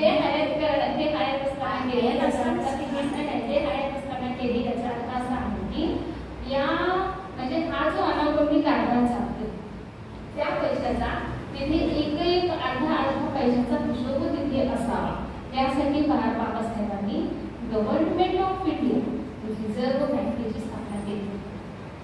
कारण सर्व दांडकं बंद होऊ शकतात पण रिझर्व्ह दांडकं कधीही बंद होऊ शकणार नाही. अशी म्हणजे याकरता बाबासाहेबांनी त्याची स्थापना केली. एप्रिल म्हणतो ना 1 एप्रिल त्याला माहित नाही का कधी हे करतात ते एप्रिल फुल तर म्हणतात तिथे पण का म्हणतात ते माहित नाही का. आपण एप्रिल फुल करतच नाही आहोत कारण तिथे काय झालं बँकेची ती स्थापना कारण नवीन वर्ष तिथून सुरू होतं ते लक्षात घेतलं. आणि मग एवढं मी आता बराच वेळ घेतलेला आहे तर 7च्या टायमिंग तर नाही वेळ घेतला 7:15 झालेलं घेऊ काय वेळ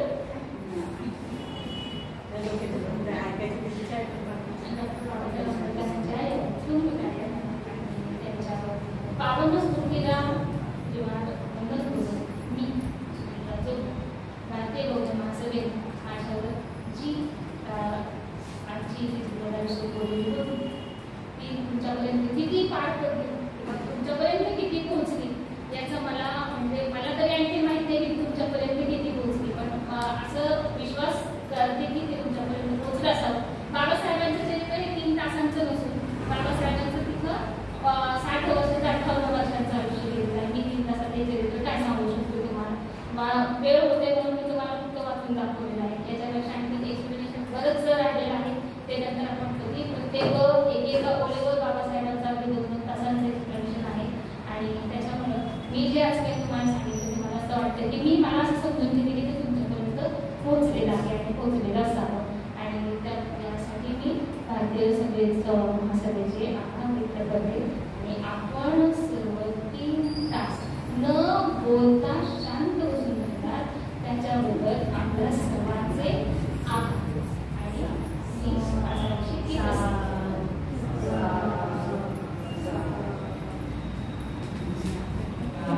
आणि आज आपल्याला सुनीताताई जोगदंड यांनी अतिशय सुंदर असं बाबासाहेबांचं चरित्र भाग 1 आणि 2 सेशनमध्ये आपल्याला सांगितलेलं आहे. बाबासाहेबांचं कार्यच इतकं मोठं आहे की ते 3 तासामध्ये आपण बसवू शकत नाही आणि तरीही ते बसवण्याचा प्रयत्न त्यांनी केला. त्यांनी आपल्यापर्यंत पोहोचवलं ते आपल्यापर्यंत चांगल्या प्रकारे पोहोचलेलं आहे असा मला विश्वास आहे. आणि त्यामुळे त्यांनी आतापर्यंत मध्ये सुद्धा 1-2 मिनिटं थांबायचं कोणी उठायचं नाही सांगितल्याशिवाय कसा खाली 2 मिनिटं सगळा कार्यक्रम झाल्याशिवाय उठायचं नाही. आपल्याला वेळ होतो आहे घरी जाण्याला 5 मिनिटं राहील 5 मिनिटं उशीर झाला तरी चालेल. आपण इथून जाताना एखादी मैत्रीण भेटली तर आपण तिच्याशी 10 मिनिटं 15 मिनिटं अर्धा तास गप्पा मारतो पण इथे 5 मिनिटं द्यायचं म्हटलं की आपल्याला माहिती असते.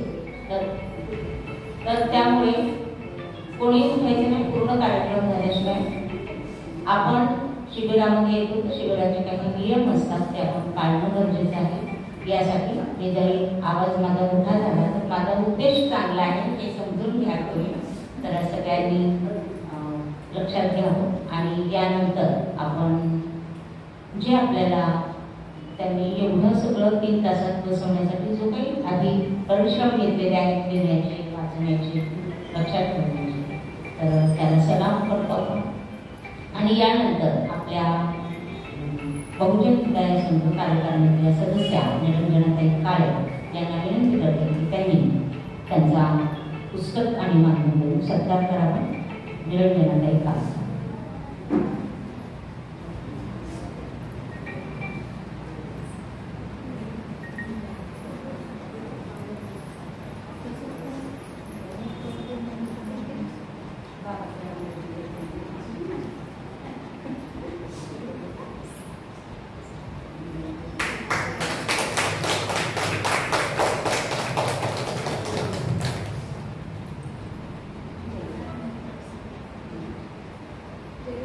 यानंतर अल्पहार होणार आणि नंतर आपण घरी जायचे. सगळ्यांनी या ठिकाणी पुन्हा एकदा 2-3 वेळा साधुकार करायचे आणि आपण अल्पहार घेऊन तर सर्वांनी 3 वेळा साधू साधू साधू. जय